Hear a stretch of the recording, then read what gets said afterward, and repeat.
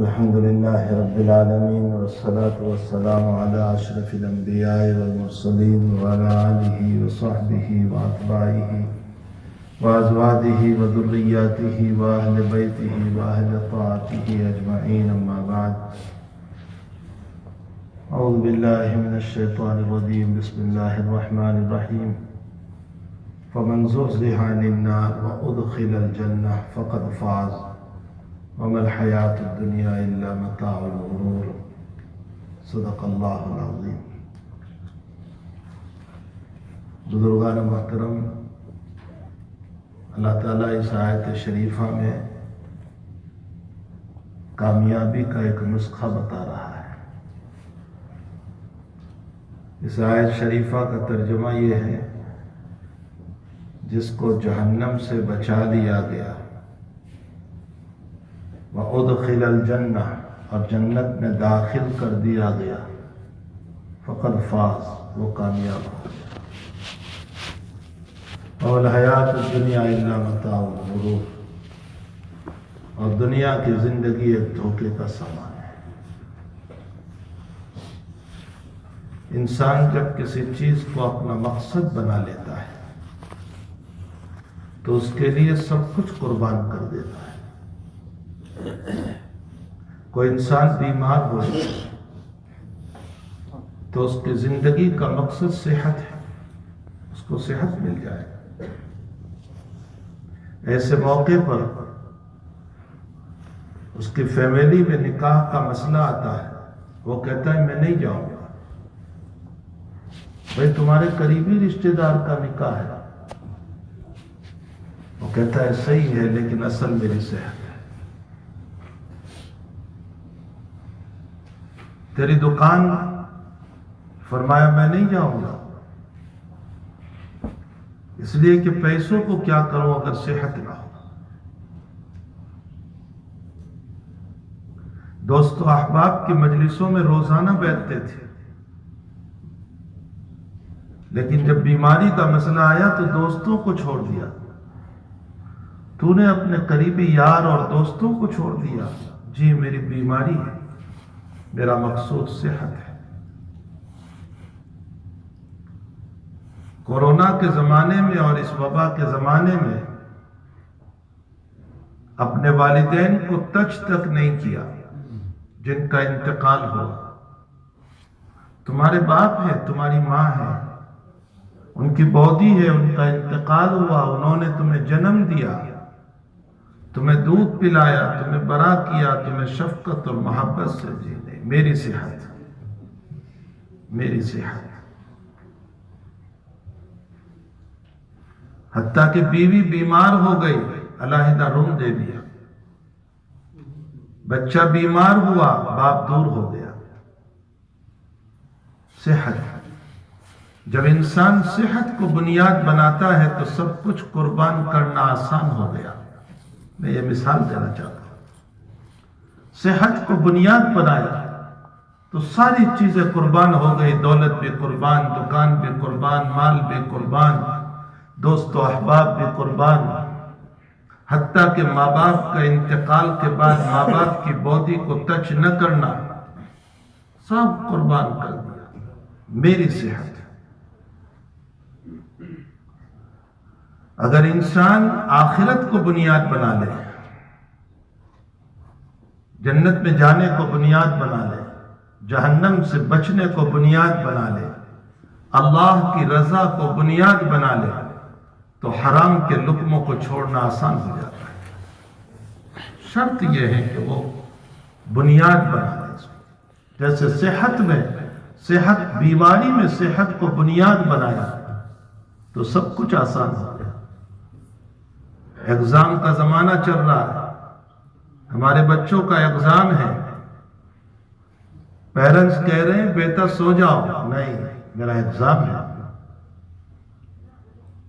جو بچے رات میں 9 بجے سونے والے تھے، ان بچوں نے اپنے ایگزام کو، کامیابی کو بنیاد بنانے کے لیے راتوں کے سونے کو قربان کر دیا، کھانے کو قربان کر دیا، سیر و تفریح اور گھومنے کو قربان کر دیا.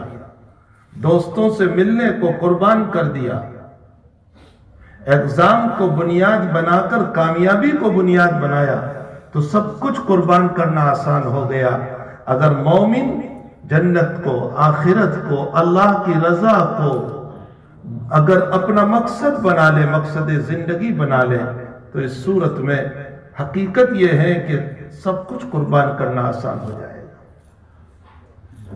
پھر اس کے لیے حرام کے لقمے چھوڑنا آسان ہے، پھر اس کے لیے بے حیائی کے کام چھوڑنا آسان ہے، پھر اس کے لیے غلط دوستوں کو چھوڑنا آسان ہے، پھر اس کے لیے غلط معاشرے کو چھوڑنا آسان ہے۔ نہیں، میرا اللہ، میرا اللہ، مجھے تو میرے اللہ کی رضا مقصود ہے، میری آخرت مقصود ہے، میری آخرت کی کامیابی مقصود ہے، تو پھر خوشیاں بھی قربان کر دیتا ہے، ساری چیزوں کو قربان کر کے نماز کے لیے آنا آسان ہو جاتا ہے، حرام کو چھوڑ کر حلال کے کچھ پیسوں پر زندگی گزارنا آسان ہو جاتا ہے، حرام کے لاکھوں کو چھوڑ کر حلال کے $100 پر زندگی گزارنا آسان ہو جاتا ہے، عیش و عشرت کی زندگی کو چھوڑ کر غموں کی زندگی کو گزارنا آسان ہو جاتا ہے، اور غم تو دنیا میں آئیں گے، کوئی یہ نہیں کہہ سکتا کہ مجھ پر غم نہ آئے۔ وَلَنَبْلُوَنَّكُمْ بِشَيْءٍ مِّنَ الْخَوْفِ وَالْجُوعِ وَنَقْصٍ مِّنَ الْأَمْوَالِ وَالْأَنفُسِ وَالثَّمَرَاتِ وَبَشِّرِ الصَّابِرِينَ، ہم ضرور تمہیں آزمائیں گے، بِشَيْءٍ مِّنَ الْخَوْفِ، ہاں کبھی خوف ڈال کر، کبھی بیماریوں کا خوف، کبھی حالات کا خوف، کبھی زمانے کا خوف، کبھی مصیبتوں کا خوف، ہم تمہیں آزمائیں گے کہ ان خوفوں کے اندر تم اللہ کی رضا پر آتے ہو یا اللہ کو چھوڑتے ہو۔ وَلَنَبْلُوَنَّكُمْ بِشَيْءٍ مِّنَ الْخَوْفِ، کورونا کی بیماری نے ہمیں وہ آرزو اور کاہل اور سست بنا دیا کہ جس کی بنیاد پر نمازوں کی اہمیت تو درکنار جماعتوں کی اہمیت بھی ختم ہو گئی۔ ہم تمہیں آزمائیں گے، والجوع، کبھی حالات، فقر و فاقہ، بھوک، کاروبار نہیں، جاب نہیں، وَنَقْسِم مِّنَ الْأَمْوَالِ وَالْأَنفُسِ، کبھی مال کی کمی، اور کبھی گھر میں کسی کا انتقال، بیٹے کا انتقال، بیٹی کا انتقال۔ بھلا ہمارے آقا صلی اللہ علیہ وسلم سے پیارا اور لاڈلا کون ہو سکتا ہے؟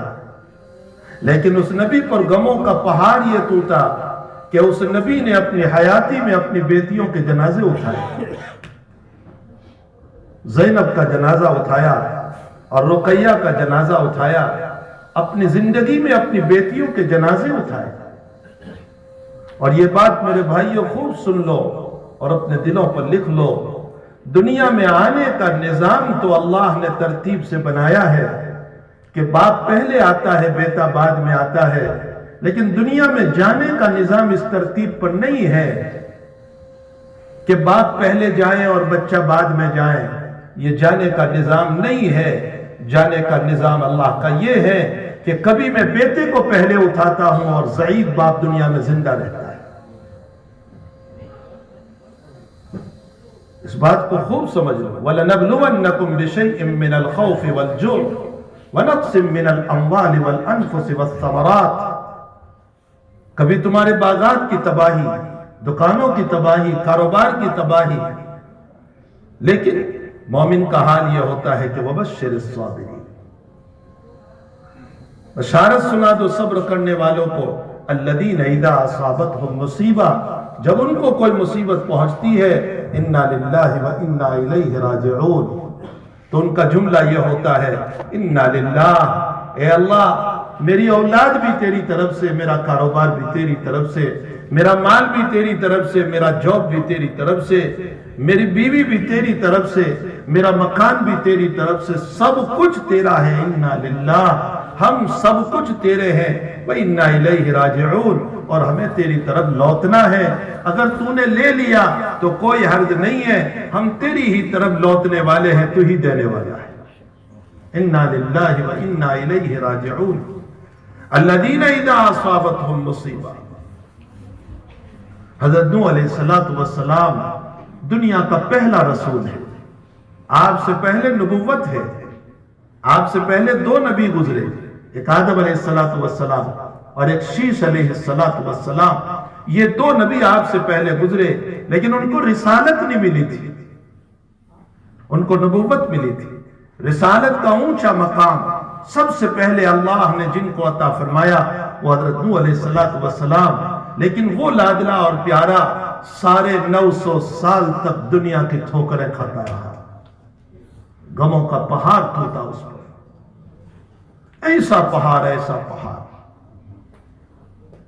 جو جتنا اللہ کے قریب ہوتا ہے مصائب اتنے جھیلنے پڑتے ہیں، جو جتنا قریب ہوتا ہے اتنے مصائب آتے ہیں۔ مومن جب دعویٰ کر رہا ہے کہ میں ایمان لایا رب کریم پر، تو مومن کی زندگی مصائب سے بھرے گی، پھر حالات ہوں گے، پھر پریشانیاں ہوگی۔ حضرت مصعب بن عمیر رضی اللہ تعالیٰ عنہ کے حالات پڑھے کہ مکی زندگی میں کیسے گزارا ہے، اور مدنی زندگی میں جب احد میں شہید ہوئے ہیں تو آپ کا حال یہ ہے کہ بدن پر پوری چادر بھی نہیں ہے، اور شہید کو اسی کے کپڑوں میں دفنایا جاتا ہے، بس ایک چادر تھی، پاؤں ڈھانپتے تھے تو سر کھل جاتا تھا، اور سر ڈھانپتے تھے تو پاؤں کھل جاتے تھے۔ اللہ کے نبی علیہ السلام نے فرمایا پاؤں ڈھانپ دو اور سر پر گھاس ڈال دو، دنیا کا وہ شہید انسان دنیا سے اس عالم میں گیا کہ پورا کفن بھی نصیب نہیں۔ مومن ہے، اور پھر یہ شکایت کہ مجھ پر حالات کیسے آئے، یہ شکوہ شکایت نہیں ہونا چاہیے۔ مومن ہے تو پھر اللہ کی رضا کے اندر ساری تکلیفیں برداشت کرنے کے لیے بھی تیار ہے۔ یہ قرآن کا ایک اعلان ہے جو اس نے صاف طور پر قرآن میں حضرت خبیب رضی اللہ تعالیٰ عنہ کو جس وقت سولی دی گئی ہے، اہل مکہ نے آپ کو پکڑا ہے، اور پکڑنے کے بعد حرم سے باہر لے گئے، اور آپ کا وقت آیا، آپ کو اطلاع دی گئی کہ اب 2-3 دن میں آپ کو ختم کیا جائے گا، سولی دی جائے گی، تو اس موقع پر آپ نے استرا مانگا، چونکہ آپ قید تھے گھر کے اندر، آپ نے استرا مانگا کہ ذرا میں بدن کے بال صاف کر لوں، نہ معلوم میری ناش کا کیا ہوگا۔ جس وقت آپ بال صاف کر رہے تھے کہ اسی مکان کا چھوٹا سا بچہ کھیلتا ہوا آیا، حضرت خبیب نے اپنی ران پر بٹھا لیا۔ مکان کی عورت ایمان لانے کے بعد بیان کرتی ہے، فاطمہ نام ہے اس کا، وہ کہہ رہی ہے کہ میں ڈر گئی کہ کہیں خبیب میرے بچے کو مار نہ دے، ہاتھ میں استرا ہے، مرنے والا ہے، مرتا کیا نہ کرتا، کہیں میرے بچے کو مار نہ دے۔ خبیب نے میری گھبراہٹ کو دیکھا تو فرمایا بہن گھبراؤ نہیں، میرے نبی نے بچوں کو مارنے سے منع فرمایا ہے۔ اتنا ہی نہیں، جس وقت خبیب کو لے جایا گیا حرم سے باہر، فرمایا کوئی تمنا ہے؟ فرمایا 2 رکعت پڑھ لینے دے۔ اپنی موت سے قبل سب سے پہلے جس نے 2 رکعت پڑھی وہ خبیب ہے، اور پھر فرمایا اگر تم یہ نہ سمجھتے کہ میں موت سے ڈر رہا ہوں تو میں لمبی نماز پڑھتا۔ پوچھا کہ ہم تمہیں چھوڑ دیں اور محمد کو پکڑ لیں تو کیا تم راضی ہو؟ خبیب کو غصہ آ گیا اور فرمایا مجھے چھوڑ کر میرے نبی کو کانٹا بھی لگے تو خبیب برداشت نہیں کر سکتا ہے۔ اور پھر اشعار پڑھے فلست ابالی حین اقتل مسلما الا ذنب کان فی اللہ مسرعی وذلک فی ذات الالہ من یشاء یبارک فی اوصال شلو ممزعی۔ میں اللہ کے لیے مارا جا رہا ہوں اور میرا اللہ قادر ہے اس بات کے اوپر کہ میرے ٹکڑے شدہ بدن کو بھی دوبارہ زندہ کر سکتا ہے، اور مجھے پرواہ نہیں ہے میری موت پر جبکہ میں لا الہ الا اللہ پر مارا جا رہا ہوں۔ حضرت حرام ابن ملحان رضی اللہ تعالیٰ عنہ دشمنوں نے جب پکڑا ہے اور سینے میں مارا ہے اور خون کا فوارہ نکلا ہے، آخری وقت ہے، یوں خون کو ہاتھ میں لے کر اپنے چہرے پر لگایا اور فرمایا فزت ورب الکعبہ، رب کعبہ کی قسم میں کامیاب ہو گیا۔ مرنے والا جھوٹ نہیں بولتا۔ آپ کے اس آخری کلمے کو دیکھ کر 72 لوگوں نے ایمان قبول کر لیا۔ فزت ورب الکعبہ، رب کعبہ کی قسم میں کامیاب ہو گیا۔ تو میرے بھائیو، دوستو، بزرگوں، حقیقت یہ ہے کہ مومن کے ساتھ حالات ہیں۔ ایمان ہے تو حالات اپنی جگہ مسلم ہے۔ ایسے وقت میں مومن کی سب سے بنیادی چیز جس کو مومن کو بنانا چاہیے وہ یہ ہے کہ اللہ مجھے جنت نصیب کرے، جہنم سے بچائے اور رب کریم خود راضی ہو جائے۔ اگر میرا اور آپ کی زندگی کا یہ مقصد بن جاتا ہے تو پھر ہمارے لیے نماز آسان، پھر ہمارے لیے حرام لقمے کھانا جو ہے چھوڑنا آسان، پھر ہمارے لیے بے حیائی کے کام کو چھوڑنا آسان، پھر ہمیں خواہشات کو چھوڑنا آسان، پھر ہمیں منمانی زندگی کو چھوڑنا آسان، اگر مقصد اللہ کی رضا ہو جائے۔ اور اگر مقصد یہ نہیں ہے تو پھر اس صورت میں ساری دنیا کی خواہشات۔ اور آخری بات یہ سمجھ لو، قرآن کریم میں اللہ تعالیٰ فرماتے ہیں کہ جب بندہ ایمان لا کر کے اعمال صالحہ کرتا ہے تو میں اس کے لیے محبتوں کو پھیلا دیتا ہوں۔ لوگ اس سے مسافے کرتے ہیں، اس مسافے نہیں بھی کرتے تب بھی لوگوں کے دلوں میں اس کی عظمت ہوتی ہے۔ میرے بھائیوں، دندوں کی عظمت کوئی چیز نہیں ہوتی، آنکھوں نکالنے کی عظمت کوئی چیز نہیں ہوتی، پیسوں کی عظمت کوئی چیز نہیں ہوتی، یہ کوئی عظمت نہیں ہے۔ اللہ جب دل میں محبت ڈال دیتا ہے یہ عظمت ہوا کرتی ہے۔ اور اس کو میں نہیں کہہ رہا ہوں، قرآن میں اللہ نے کیا، فرمایا ان الذین آمنوا وعملوا الصالحات سیجعل لهم الرحمن ودا، جو ایمان لایا اور اعمال صالحہ کیا میں اس کی محبت کو پھیلا دوں گا، لوگوں کے دلوں میں اس کی محبت کود کود کر بھر دوں گا۔ ودا، لوگ اس سے محبت کریں گے، لوگ اس کو سینے سے لگائیں گے، لوگ اس کو اچھی نظر سے دیکھیں گے، لوگ اس کا اکرام کریں گے، لوگ اس کی تعظیم کریں گے۔ اور جب تم میرے نہیں بنو گے، وہ بھی اللہ کہہ رہا ہے، جب تم میرے نہیں بنو گے اور اپنی شریعت کو جب تم منمانی طور پر استعمال کرو گے، فَكَفَرَتْ بِعَنْعُمِ اللَّهِ فَأَذَاقَهَا اللَّهُ لِبَاسَ الْجُوعِ وَالْخَوْفِ بِمَا كَانُوا يَصْنَعُونَ۔ اگر تم نے میری نعمتوں کی ناشکری کی اور تم میرے نہیں بنے تو پھر میں تمہیں بھوک کا عذاب چکھاؤں گا، حالات کا عذاب چکھاؤں گا، مصیبتوں کا عذاب چکھاؤں گا، دشمنیوں کا عذاب چکھاؤں گا، ماردھار کا عذاب چکھاؤں گا، نفرتوں کا عذاب چکھاؤں گا۔ پھر تمہارا حال یہ ہوگا کہ تم ظاہر میں مسکرا رہے ہوں گے، اندر میں دل رو رہا ہوگا۔ ہمارے مکان عیش و عشرت کے سامان سے بھرے ہوئے ہیں، صوفے بھی ہے، بیڈ بھی ہے، فرسٹ کلاس اے سی بھی لگے ہوئے ہیں، پیسے بھی ہے، سب کچھ ہے، لیکن دل اندر سے پریشان ہے۔ اس کی مثال ایسی ہے کہ کسی کو قبر میں ہم نے دفن کیا، اندر میں آگ لگی ہوئی ہے اور میں اوپر پھول بھی ڈال رہا ہوں اور چادر بھی چڑھا رہا ہوں اور سنگ مرمر بھی لگا رہا ہوں اور سب کچھ کر رہا ہوں، لیکن مجھے کیا پتا کہ اندر آگ لگی ہوئی ہے۔ اسی طرح جو اللہ کی نعمتوں کی ناقدری کرتا ہے اور اس کی شریعت کی جب بغاوت کرتا ہے تو ظاہر میں اس کا کپڑا بھی بڑا خوبصورت نظر آتا ہے، اس کی مسکراہٹ بھی نظر آتی ہے، اس کا چہرہ بھی خوبصورت نظر آتا ہے، لیکن اندر کا دل وہ جل رہا ہے کہ راتوں کی نیند بھی حرام اور دن کا سکون بھی حرام۔ فَكَفَرَتْ بِأَنْعُمِ اللَّهِ فَأَذَاقَهَا اللَّهُ لِبَاسَ الْجُوعِ وَالْخَوْفِ بِمَا كَانُوا يَصْنَعُونَ۔ اس لیے میرے بھائیوں، ہمیں چاہیے کہ ہم اپنی زندگی کو اور اپنی زندگی کے مقصد کو آخرت بنائیں۔ یہ دنیا آنی فانی ہے، یہ جانے والی ہے، یہ دنیا کی زندگی پانی کا ایک بلبلا ہے جو کبھی بھی پھٹ سکتا ہے۔ یہ دنیا کی زندگی حقیقت میں باہر میں رکھا ہوا ایک چراغ ہے جو ہوا کے جھونکوں سے کبھی بھی بجھ سکتا ہے۔ قرآن کریم میں اللہ تعالیٰ ایک عجیب و غریب بات ارشاد فرماتے ہیں، ان الذین قالوا ربنا اللہ ثم استقاموا تتنزل علیہم الملائکہ الا تخافوا ولا تحزنوا وَأَبْشِرُوا بِالْجَنَّةِ الَّتِي كُنْتُمْ تُوعَدُونَ۔ اس پر تو گھنٹوں چاہیے اس آیت کی تشریح میں۔ میں ایک منٹ کی ایک مثال میں آپ کے ذہنوں پر ایک بات کو اتار دوں۔ ایک انسان چھوٹے سے مکان میں رہتا ہو، ایک کمرے کا مکان ہو، ساز و سامان بھی اس کے پاس نہیں ہے، ایک چھوٹا سا اس کا مکان ہے، اس میں رہ رہا ہے، اور اچانک مولانا آئیں اور اس کو ایک چابی دیں اور اس کو کہیں لو یہ مکان لے لو، بڑا شاندار مکان ہے، 4 بیڈ روم کا، 5 بیڈ روم کا، ہم آپ کو بہترین قسم کا مکان دیتے ہیں، جاؤ ہم نے تم کو مالک بنا دیا۔ آپ بتائیے کہ وہ انسان جو ایک چھوٹے سے مکان میں رہتا تھا، جس کے پاس سامان نہیں تھا عیش و عشرت کا، کانٹے اور مچھر اور مکھیاں تھی، جب اس کو اتنا بڑا صاف ستھرا مکان ملے گا اس کے جی کو کتنا سکون ہوگا، کتنی خوشی ہوگی، وہ اسی کو پوچھ لیجئے۔ تو آئیے اب اللہ تعالیٰ بھی ہم کو موت کے موقع پر مومن کو کیا کہتا ہے، ان الذین قالوا ربنا اللہ، جس مومن نے دنیا میں یہ کہا اللہ ہمارا رب ہے، ثم استقاموا، پھر جم گیا اس پر، دنیا کے حالات سے نہیں ڈرا، بس جم گیا کہ میرا اللہ، اس نے جو کہا وہ میں کروں گا۔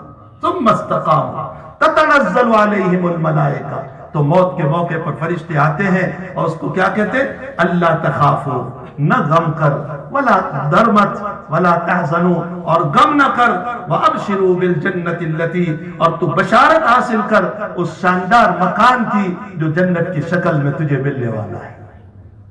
نکل اس چھوٹی سی دنیا سے، نکل اس کانٹے دار دنیا سے، وابشروا بالجنت التي كنتم توعدون نحن اولیاؤکم فی الحیات الدنیا، ہم دنیا میں بھی تیرے ساتھ تھے، وفی الآخرہ، مرنے کے بعد بھی تیرے ساتھ رہیں گے، وَلَكُمْ فِيهَا مَا تَشْتَهِي أَنفُسُكُمْ، اور اب قبر میں جانے کے بعد تیری چاہت کے مطابق ہم تجھے عطا کریں گے، وَلَكُمْ فِيهَا مَا تَشْتَهِي أَنفُسُكُمْ وَلَكُمْ فِيهَا مَا تَدَّعُونَ نُزُلًا مِّن غَفُورٍ رَحِيمٍ۔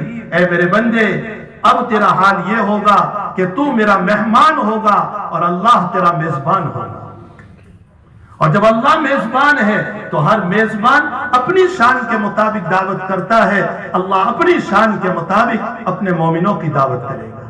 اللہ تعالی ہم تمام کو اپنی زندگی کا مقصد آخرت کو بنانے کی توفیق عطا فرمائے۔ وصلی اللہ علی النبی الکریم برحمتک یا ارحم الراحمین۔